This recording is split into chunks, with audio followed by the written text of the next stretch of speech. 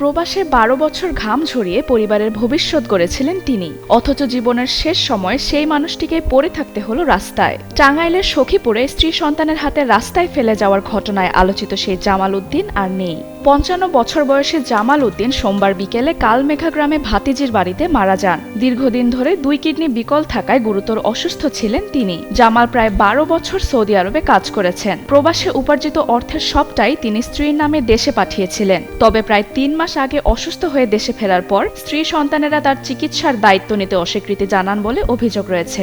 কুল অ্যান্টিপারস্পিরেন্ট deodorant stick, যা আপনাকে দেবে ২৪ ঘন্টা পর্যন্ত ঘাম থেকে সুরক্ষা। এরপর গত ১ আগস্ট গভীর রাতে পৈতৃক ভিটার কাছের রাস্তায় অসুস্থ জামালকে ফেলে যাওয়ার অভিযোগ ওঠে স্ত্রী ও পরিবারের সদস্যদের বিরুদ্ধে। পরদিন সকালে স্থানীয়রা তাকে রাস্তায় পড়ে থাকতে দেখেন। বৃষ্টি শুরু হলে ভাতিজি ইসমতারা তাকে উদ্ধার করে নিজের বাড়িতে নিয়ে যান। পরে গ্রামবাসীর কাছ থেকে চাঁদা তুলে তাকে সখীপুর উপজেলা স্বাস্থ্য কমপ্লেক্সে ভর্তি করা হয়, কিন্তু অবস্থার উন্নতি না হওয়ায় হাসপাতাল থেকে আবারও ভাতিজির বাড়িতে ফিরিয়ে আনা হয় তাকে। সেখানেই শেষ নিঃশ্বাস ত্যাগ করেন জামাল। তবে স্ত্রী রিনা আক্তারের দাবি, ২.৫ মাস আগেই তিনি জামালকে তালাক দিয়েছেন।